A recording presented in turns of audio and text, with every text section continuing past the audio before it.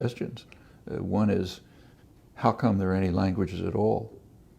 I mean, a second question is, why are there apparently so many? These are pretty elementary questions, but they're sensible questions. Roughly, say, 100,000 years ago, which is almost nothing in evolutionary time, the questions couldn't be raised because there weren't any languages. Maybe 200,000, but roughly that area. So it's a sensible question. One is the question, how did languages suddenly emerge in the evolutionary record? And it's pretty sudden in evolutionary framework, the amount of time involved. And then how come they proliferated? How come there isn't just one? Well, there's steps towards answering that. There's progress, I think. My own view, I should say, is pretty idiosyncratic. It's not widely held.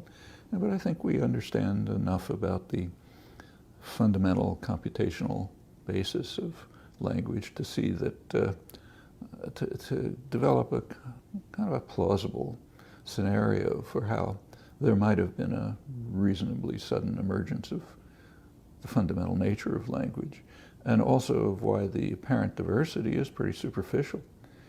So that if, say, a Martian was looking at humans the way that we look at, say, frogs, the Martian might conclude that there's fundamentally one language with minor deviations. And I think we're moving towards an understanding of how that might be the case, and it is pretty clear that it has to be the case. The time of development is much too shallow for fundamental changes to have taken place. And we know of no fundamental changes. So a child from a hunter-gatherer tribe and Stone Age tribe in, say, the Amazon, brought to Cambridge and raised here will go on and become a quantum physicist at MIT. There's no known differences in relevant cognitive capacities.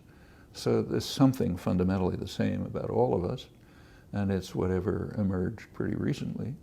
And we have to work out to show that the enormous apparent variety is a kind of superficial variation, and also to explain how it might have suddenly appeared in the evolutionary record.